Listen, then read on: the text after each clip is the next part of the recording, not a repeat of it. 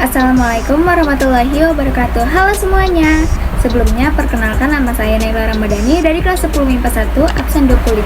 Di video ini saya akan melengkapi tugas PKWU saya berupa kebudayaan non-benda.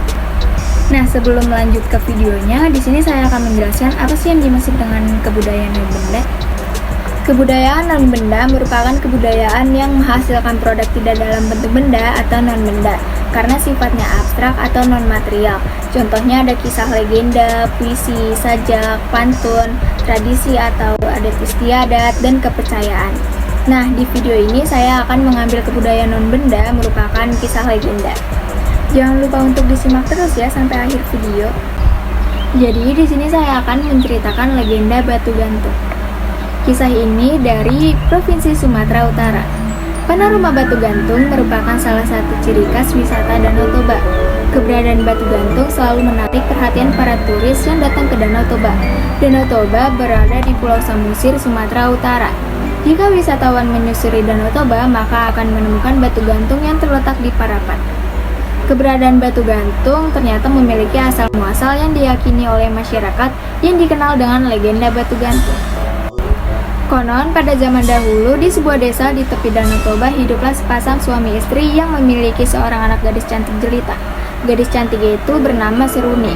Selain cantik, Seruni juga anak yang berbakti kepada orang tuanya. Ia selalu bersikap sopan dan senang membantu pekerjaan orang tuanya. Suatu hari, Seruni harus berpisah dengan pemuda pujaannya yang bernama Sidoli. Akan tetapi, Sidoli harus pergi merantau untuk mengumpulkan uang sebagai biaya pernikahannya. Pekerjaan ayah Seruni selain berladang juga menjadi nelayan penangkap ikan mujair. Akan tetapi hasil dari nelayan digunakan untuk berfoya-foya. Hingga ayah Seruni terlilit hutang sangat banyak, ia tak sanggup membayarnya lagi. Ayah Seruni bingung, namun tidak punya pilihan lain. Ia harus jodohkan Seruni dengan anak temannya. Hingga suatu hari Seruni mendengar ayahnya sedang berbicara pada ibunya perihal perjodohan dirinya. Seruni menangis mendengarnya. Ia teringat janjinya pada Sidoli.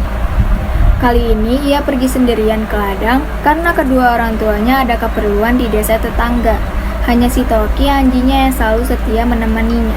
Di ladang, Seruni hanya terdiam. Ia tidak rajin seperti biasanya dan wajahnya muram. Sesekali si Toki menggonggong untuk menarik perhatian Seruni. Namun Seruni hanya melihat sebentar dan melamun kembali. Seruni pun sudah tidak tahan menahan kesedihannya. Ia butuh seseorang untuk mendengarkan keluh kesahnya. Tangis Seruni pun pecah. Si Toki semakin bingung melihat majikannya menangis. Ia mengendus-endus di pangkuan Seruni. Dengan berberai air mata, Seruni bergegas berjalan menuju Danau Toba. Si Toki pun segera mengikuti kemanapun majikannya pergi. Si Toki bingung karena majikannya berjalan sangat cepat menuju tebing Danau Toba. Ia berulang kali menggonggong pada Seruni. Ketika sampai di tebing tepi Danau Toba, tiba-tiba Seruni yang sedang menangis terpeleset ke dalam lubang batu yang sangat besar hingga masuk ke dalamnya. Lubang yang sangat gelap membuat Seruni ketakutan dan berteriak meminta tolong pada si Toki anjing kesayangannya. Namun, Toki hanyalah seekor binatang. Ia tidak dapat berbuat apa-apa selain menggonggong di sekitar lubang batu besar tersebut.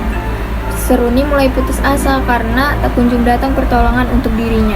Ia pun berteriak. Setelah Seruni berteriak tanpa diketahui, dinding-dinding lubang batu mulai merapat. Semakin lama semakin merapat dan menghimpit tubuh Seruni. Melihat kondisi majikannya yang semakin tak tertolong, si Toki akhirnya berlari untuk pulang. Sesampai di rumah, orang tua Seruni baru saja pulang dari desa tetangga. Si Toki berusaha memberitahu bahwa Seruni dalam keadaan bahaya. Dengan menggonggong tanpa henti mencakar tanah dan mondar-mandir di sekitar majikannya. Lalu mereka sadar dengan isyarat si Toki.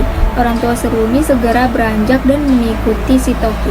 Hingga sampai ke tepi lubang tempat anaknya mereka terperosok, mereka mendengar suara jeritan anaknya dari dalam lubang. Akan tetapi keduanya tidak bisa menolong. Ayah Seruni pun berlari meminta pertolongan warga. Tak lama kemudian, tetangga mereka berdatangan di lubang tempat Seruni terperosok. Tanpa menjawab pertanyaan istrinya, ayah Seruni pun melongo ke dalam lubang. Ia memutuskan untuk masuk ke dalam lubang menyusul putrinya. Ayah Seruni pun mengurungkan niatnya.